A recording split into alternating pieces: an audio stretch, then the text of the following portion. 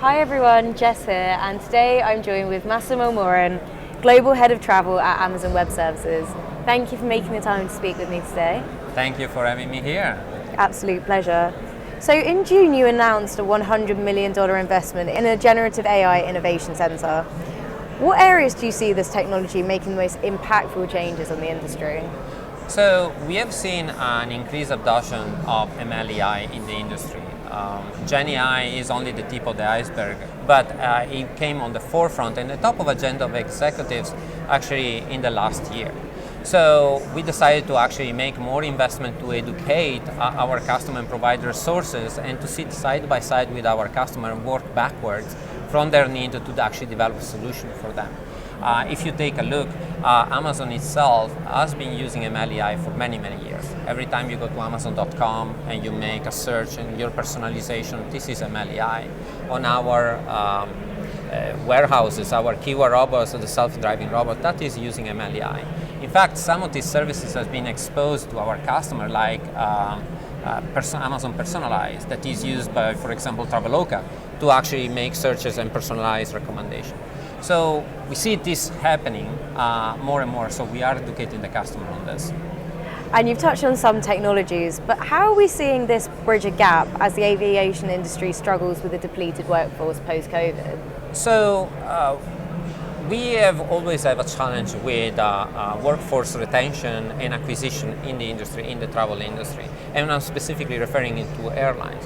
So we see ML/AI actually a democratization of the knowledge that the company has to actually help their employee. So there are two aspects. The first one is self-serve. So enabling, for example, chatbot or conversational AI when you call the airline to change your reservation or to confirm your flight or to cancel your reservation. That technology helps there because you can offload a lot of the high volume, low value transaction to the contact center. That is what Delta is doing, this is what Priceline is doing, and you can cope actually with spike in demand, like Priceline was able to handle over 300% of spike in demand overnight in a very easy and pay-as-you-go way. And then you have a consolidated customer engagement across all your touch points with this technology. That is one part. The second part is to help the workforce to perform better. So we are seeing regular ML/AI, for example, with United, with their intelligent airport, in which their problem was actually identifying, saving agent time to get the plane to approach the gate. So what they did is they instrumented the whole equipment, the ground service equipment. So now the agent at the gate has in a tablet, they can actually see where the tow truck is, the stair, the catering, and accelerate the turn of the plane, so impacting the customer. And they use ML/AI, for example, for video recognition. So what are the queues, where can you go, the security check and so forth, all part of the airport operation. Gen AI, instead, we see it a lot, for example, Ryanair, for accelerating the onboarding on their crew. So for example, very simple things like, I am feeling sick, should I go to work? Or how soon should I go to the airport? I have a flight that is going to go from Dublin to London and so forth.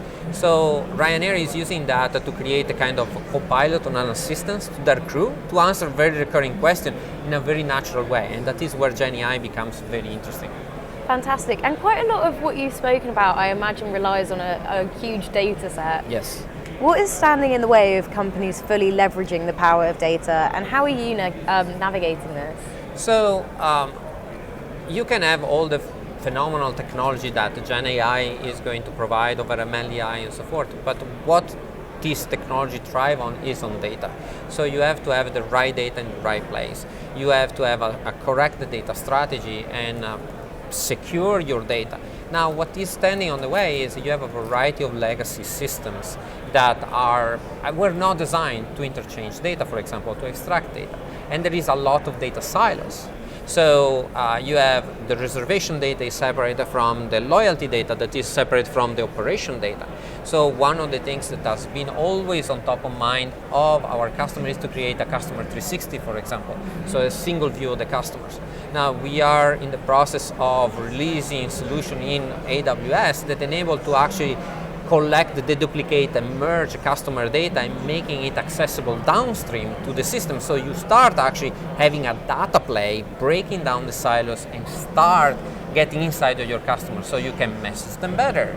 You can do better marketing, better product, better revenue management, or better contact center experience. You can see that a customer has been disrupted the flight before, and therefore you can actually provide, using MLEI, compensation or mitigation, or these are the kind of things that customers like Air Canada, Qantas, Air New Zealand are doing today with AWS. Amazing. And earlier you were telling me about how busy you've been already today. How does the World Aviation Festival help to catalyze innovation through this sort of collaboration? So I love the World Aviation Festival. It's a large event. We have 5,000 people. But what is interesting is actually it's like a big family. It's always more or less the same people that we know, and we meet once a year or twice a year at this type of event.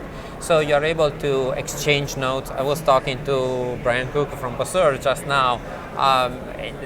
Great respect of what you're doing, and he was telling us how much he was lifting a weight from his shoulder when they migrate into AWS. And to me I said, oh, let me go talk to Delta, go talk to IAG. So actually bringing them together to talk about real problem and solution and how they can learn from each other. To me is, I'm simply here to be a facilitator actually. At the end of the day is, I'm trying to put together my customer and my future customers so they can understand each other, how they're doing, and I find it a great event with great content. We are going to be on stage, we are going to have a booth, we are going to showcase some of our technology, and that is something that is a match, in my opinion, in the industry.